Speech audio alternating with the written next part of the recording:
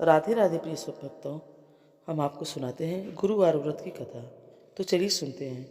गुरुवार व्रत करने से बृहस्पति देवता प्रसन्न होते हैं। यह व्रत अत्यंत फलदायी है।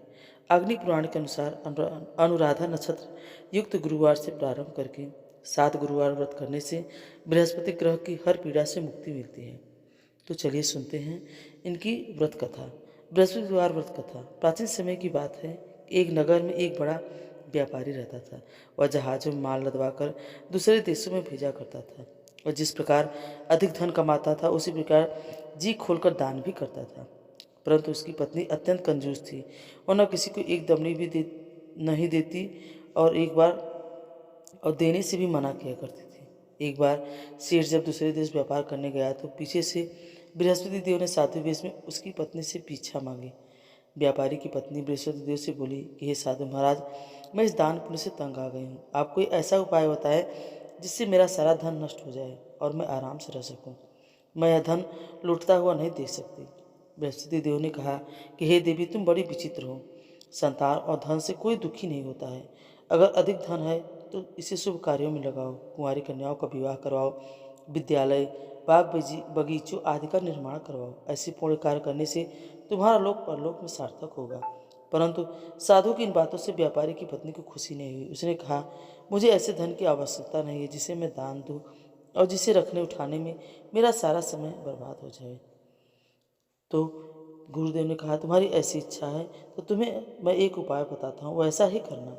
7 बृहस्पतिवार घर को गोबर से लीपना, अपने केशों को पीली मिट्टी से धोना, केशों को धोते समय स्नान करना, व्यापारी से हजामत बनवाने को कहना, भोजन में मांस मंदिरा खाना और कपड़े अपने घर में धोना। ऐसा करने से तुम्हारा सारा धन नष्ट हो जाएगा। इतना कहकर बृहस्पति देव अंतर ध्यान हो गए।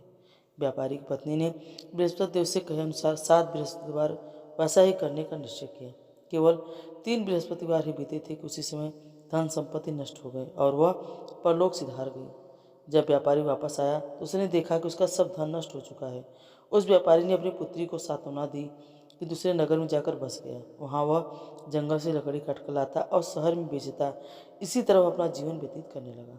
एक दिन उसकी पुत्री ने दही खाने की इच्छा प्रकट की, लेकिन व्यापारी के पास दही खरीदने के पैसे नहीं थे। वह अपनी पुत्री को आश्वासन देकर जंगल में लकड़ी काटने चला गया।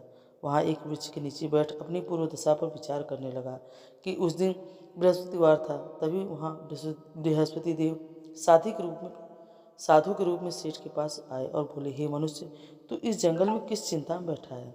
तब व्यापारी बोला कि हे महाराज, आप सब कुछ जानने वाले हैं। इतना कहकर व्यापारी अपनी कहानी सुनाकर रो पड़ा।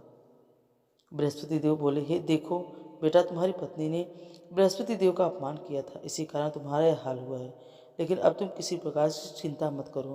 तुम गुरुवार के दिन बृहस्पति देव का पाठ करो। 2 पैसे के चने और गुड़ को लेकर जल के लोटे में डालकर शक्कर डालकर अमृत और प्रसाद अपने परिवार के सदस्यों को कथा सुनने और वालों को और बांट कर स्वयं भी प्रसाद चरणामृत लो। भगवान तुम्हारी अवश्य कल्याण करेंगे। साधु की बात सुनकर व्यापारी बोला कि महाराज, मुझे तो इतना भी नहीं मिल बचता कि मैं अपनी पुत्री को दही ला कर दे सकूं। इस पर साधु जी बोले, तुम लकड़ियां शहर में बेचने जाना। तुम्हें लकड़ियों के दाम पहले से चौगुने मिलेंगे, जिससे तुम्हारे सारे कार्य सिद्ध हो जाएंगे।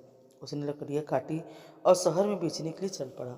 उसकी लकड़ियां अच्छे दाम में बिक गई, जिससे उसने अपनी पुत्री के लिए दही लिया और गुरुवार की कथा हेतु चना गुड़ लेकर कथा की और प्रसाद बांटकर स्वयं भी खाया। उसी दिन से उसकी सभी कठिनाइयां दूर होने लगी। परंतु अगले बृहस्पतिवार को वह कथा कहना भूल गया। अगले दिन वहाँ के राजा ने एक बड़े यज्ञ का आयोजन कर पूरे नगर के लोगों के लिए भोज का आयोजन किया। राजा के आज्ञानुसार पूरा नगर राजा के महल में भोज करने गया, लेकिन व्यापारी और उसकी पुत्री तनिक विलंब से पहुंची। अतः उन दोनों को राजा ने अपने महल में ले जाकर भोजन कराया। जब वे दोनों लौटकर आए तब रानी ने देखा कि उसका खूंटी पर टंगा हुआ हार गायब है। रानी को व्यापारी और उसकी पुत्री पर संदेह हुआ कि उसका हार उन दोनों ने ही चुराया है। राजा की आज्ञा से उन दोनों को कारावास की कोठरी में कैद कर दिया। कैद में पड़कर दोनों अत्यंत दुखी हुए। वहाँ उन्होंने बृहस्पति देवता का स्मरण किया। बृहस्पति देव ने प्रकट होकर व्यापारी को उसकी भूल का आभास कराया और उन्हें सलाह दी कि गुरुवार के दिन कैद खाने के दरवाजे पर तुम्हें 2 पैसे पड़े मिलेंगे। उसे तुम चने और मुनक्का मंगवाकर विधि पूर्वक बृहस्पति देवता का पूजन करना। तुम्हारे सब दुख दूर हो जाएंगे। बृहस्पतिवार को कैद खाने के द्वार पर उन्हें 2 पैसे पड़े मिले। बाहर सड़क पर एक स्त्री जा रही थी। व्यापारी ने उसे बुलाकर गुड़ और चने लाने के लिए कहा। इस पर वह स्त्री बोली, मैं अपनी बहू के लिए गहने लेने जा रही हूँ, मेरे पास समय नहीं है। इतना कहकर वह चली गई। थोड़ी देर बाद वहाँ से एक स्त्री निकली। व्यापारी ने उसे बुलाकर कहा कि हे बहन, मुझे बृहस्पतिवार की कथा कहनी है, तुम मुझे 2 पैसे का चना गुड़ ला दो। बृहस्पतिदेव का नाम सुनकर वह स्त्री बोली, भाई तुम्हें अभी चना गुड़ लाकर देती हूँ। मेरा इकलौता पुत्र मर गया है, मैं उसके लिए कफन लेने जा रही थी, लेकिन मैं पहले तुम्हारा काम करूँगी, उसके बाद अपने पुत्र के लिए कफन लाऊंगी। वह स्त्री बाजार से व्यापारी के लिए गुड़ चना ले आई और स्वयं भी बृहस्पति देव की कथा सुनी। कथा के समाप्त होने पर वह स्त्री कफन लेकर अपने घर गई। घर पर लोग उसके पुत्र की लाश को राम नाम सत्य है कहते हुए शमशान ले जाने की तैयारी कर रहे थे। स्त्री बोली, मुझे अपने लड़के का मुख देख लेने दो। अपने पुत्र का मुख देखकर उस स्त्री ने उसके मुंह में प्रसाद और चरणामृत डाला। प्रसाद और चरणामृत के प्रभाव से वह पुनः जीवित हो गई। पहली स्त्री जिसे बृहस्पति देव का निरादर किया था, वह जब अपने पुत्र के विवाह हेतु पुत्र वधू के लिए गहने लेकर लौटी और वह जैसे ही उसका पुत्र घोड़ी पर बैठकर निकला, वैसे ही घोड़ी से ऐसी उछाल मारी कि वह घोड़ी की से नीचे गिरकर मर गया। यह देख स्त्री रो रोकर बृहस्पति देव से क्षमा याचना करने लगी। उस स्त्री की याचना से बृहस्पति देव साधु के वेश में वहां पहुंचकर कहने लगे, हे देवी, तुम्हें अधिक विलाप करने की आवश्यकता नहीं है। यह बृहस्पति देव का अनादर करने के कारण हुआ है। तुम वापस जाकर मेरे भक्त से क्षमा मांगकर कथा सुनो और तुम्हारी सारी मनोकामनाएं पूर्ण हो जाएगी। जेल में जाकर उस स्त्री ने व्यापारी से माफ़ी मांगी और कथा सुनी। कथा के उपरांत वह प्रसाद और चरणामृत लेकर अपने घर वापस गई। घर आकर उसने चरणामृत अपने मृतक पुत्र के मुख में डाला। चरणामृत के प्रभाव से उसका पुत्र भी जीवित हो उठा। उसी रात बृहस्पति देव राजा के सपने में आए। बोले, हे राजन, तूने जिस व्यापारी और उसकी पुत्री को जेल कैद में कर रखा है, वह बिल्कुल निर्दोष है और तुम्हारी रानी का हार उसी खोटी पर टंगा हुआ है। दिन निकला तो राजा रानी ने हार खोटी पर लटका हुआ देखा। राजा ने उस व्यापारी और उसकी पुत्री को रिहा कर दिया और उन्हें आधा राज्य देकर उनकी पुत्री का विवाह उच्च कुल में करवाकर दहेज में हीरे जवाहरात दिए। तो भक्तों, आपको यह कथा कैसी लगी? अगर आपको यह कथा अच्छी लगी हो तो कमेंट में हमें ज़रूर बताएं। अगर आप हमारे चैनल पर नए हैं तो हमें लाइक और सब्सक्राइब जरूर करें। हर हर महादेव। राधे राधे।